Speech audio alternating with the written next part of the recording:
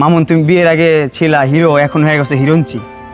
যাক, আমি ভাইয়ের কথাটা অ্যাপ্রিসিয়েট করি, কারণ আসলে এটা বাস্তব। আগে নিজেকে নির্দোষ প্রমাণ করতে গেলে আসলে অনেক কথা বলতে হবে, আবার আমার ওয়াইফকেও অনেক এলিগেশনস দিতে হবে নিজেকে নির্দোষ প্রমাণ করতে যখন যাব।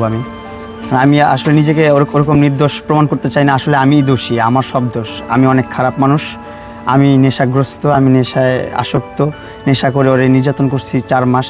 আসলে আমি মানুষের কাছে একটা প্রশ্ন রাখতে চাই, একটা মানুষকে কিভাবে 4 মাস নির্যাতন করতে পারে, আর কিভাবে নির্যাতিত হয় একটা মানুষ 4 মাস? আবারও কপাল পড়ল প্রিন্স মামুনের। এবার তার দ্বিতীয় স্ত্রী মহুয়া এক গুচ্ছ অভিযোগ তুলেছে সমাজ মাধ্যমে। ড্রাগ অ্যাডিক্টেড প্রিন্স মামুন এবং তাকে 4 মাস ধরে অত্যাচার করেছে। প্রিন্স মামুনের দ্বিতীয় স্ত্রী স্বীকার করেছে তিনি আগে একটু রিলেশনে ছিলেন। তিনি একজন ডিভোর্সি। তিনি মামুনের থেকে 4 বছরের বড়। মামুন তার থেকে অনেক টাকা নিয়েছে, 45 থেকে 40 লাখ টাকা নিয়েছে এবং তাকে দিনের পর দিন টর্চার করেছে।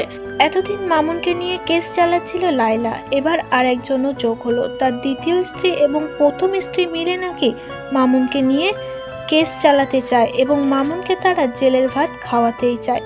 অঝরে কেঁদেছে তার দ্বিতীয় স্ত্রী মহুয়া। দেখুন সমাজ মাধ্যমে কি বলেছে। প্রথম স্ত্রী লাইলাও মুখ খুলেছে মামুনের এই পরিস্থিতিতে। অবশেষে সব দোষ স্বীকার করে নিয়েছে মামুন নিজেই। ওয়ান সাইড থেকে তো কোনোভাবেই নির্যাতন হয় না একটা মানুষ। 1 দিন 2 দিন 3 দিন আমি যদি খারাপ, তাহলে আমার সাথে কেন সংসার করছে ও?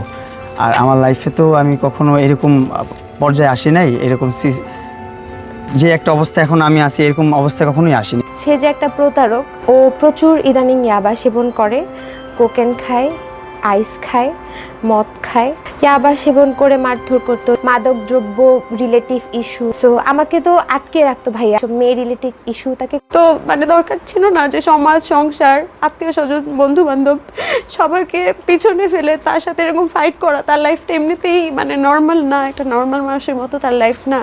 আমি তার জন্য এক্সপোজ হয়েছি, 10টা মানুষ আমাকে ভালো মন্দ বলতেছে, বাজেভাবে চিনতেছে। আমার তো এই লাইফ চুজ করার কোনো দরকার ছিল না। আমি তো আমার লাইফে ভালোই ছিলাম। আমি যদি খারাপও হতাম, আমার লাইফ মানুষ জানতো না।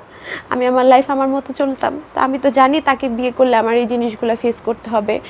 সমাজে মানুষ 2টা নেগেটিভ কথা আমাকেও বলবে। সো আমি এগুলো চিন্তা করেই ওকে ভালোবেসেই বিয়ে করেছিলাম ভাইয়া। বাট সে যে একটা প্রতারক চক্র, তার বন্ধু বান্ধব প্রত্যেকে, আমি এখন পুরা নিজে বাস্তব প্রমাণ ভাইয়া তারা যে একটা প্রতারক চক্র। বিয়ে করার সিদ্ধান্তটা কি এত সহজ ছিল? বিয়ে করার সিদ্ধান্তটা সহজ ছিল না ভাইয়া। সে যখন আমাকে সৌদিতে গিয়ে বলল যে আল্লাহ তো মাফ করে দেয়, তুমি কেন মাফ করতে পারবে না, তার যখন মেয়ে সংক্রান্ত অনেক কিছু আমার চোখের সামনে, সে যেই বাসায় থাকতো, আপনারা খবর নিলে দেখবেন, সে যেই বাসায় থাকে তাকে কোনো বাসায় ভাড়া রাখে না বেশি দিন। তার এইসব মাদক দ্রব্য রিলেটিভ ইস্যু, তারপর তার এইসব মেয়ে রিলেটিভ ইস্যু, তাকে কোনো বাসায় রাখে না। এবার আমরা যে বাসায় বিয়ের পরে উঠেছি রূপায়ণ লেকেছে, ওখান থেকেও তাকে বের করে দিয়েছে। আপনারা খবর নিলে জানতে পারবেন যে সে ওখানেও কী সব কার্যকলাপ করেছে। তার ওখানে ড্রাগ ডিলাররা আসতো, সে ওখানে ড্রাগ করতো। সো আমাকে তো আটকে রাখতো ভাইয়া। আমি আপনাদের সামনে ফেস করার মতো কিছু আমার তখন ছিল না। ও আমার ফোন, এখনও ও আমার ফোনের পাসওয়ার্ড, ফেসবুক টেসবুক সব ও চালায়। সো আমার কোনো কিছুই আমার আন্ডারে ছিল না ভাইয়া। ও প্রচুর ইদানিং ইয়াবা সেবন করে, কোকেন খায়, আইস খায়, মদ খায়, ও বিভিন্ন ড্রাগসের সাথে জড়িত। আর সে নিজের টাকায় খায় না, তার বিভিন্ন ভাই ব্রাদার আছে, সে সবাইকে ম্যানিপুলেট করে। সে ছেলে মেয়ে সব ধরনের মানুষের সাথেই সে তার অনেক ভালো সম্পর্ক সে মেনটেন করে। আপনারা মিডিয়াতে ওকে যেভাবে দেখেন, বিশ্বাস করেন সে ওই মানুষটা না। বিকজ আমি তার সাথে থেকেছি, তার সাথে যে থাকবে সে তাকে পরিপূর্ণ চিনতে পারবে, তার আসল পরিচয়টা। এই যে প্রিন্স মামুন নামের যে নর্দমার কিট, যে মেয়েদের গায়ে হাত তুলে, সেই কিটকে আপনারা প্রমোট করেন, এর কি কোনোদিন শাস্তি হবে না? এ কি এভাবেই ঘুরে বেড়াবে? এই ছেলেটার পরিবার অপরাধী। তারা জানেন যে এই ছেলেটার মা বাবা ভাই বোন সবাই প্রতারক, সংঘবদ্ধ প্রতারক চক্র। তার বন্ধুরা কিশোর গ্যাংয়ের সদস্য।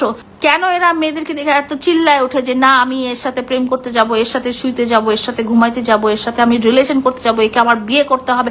কেন? আমার সাথে কি করা হয়েছিল 2023 সালে আপনারা দেখেন নাই লাইফটা? মামুন আমাকে রাস্তায় ফেলে গাড়ি চাপা দিয়ে মারতে চাইছে, মোবাইল দিয়ে আমার চোখে রক্ত এনে দিয়েছিল। কেন এই ছেলেটা যে নেশাগ্রস্ত আমি আপনাদেরকে বলি নাই? এই ছেলেটা যে পুরো পরিবার নেশাগ্রস্ত। যেই মানুষরা বলবে প্রিন্স মামুন আমার জীবনের আইডল, তার মানে একটা অপরাধী, একটা সংঘবদ্ধ চক্রের অপরাধী তার জীবনের আইডল। আমি আজকে লাইলা চিল্লায় বলবো, এবং আমি চিল্লায় বলে আসছি 3 বছর থেকে, যে সে অপরাধী, সে অপরাধী, সে অপরাধী, তার পরিবারের সকল মানুষ অপরাধী।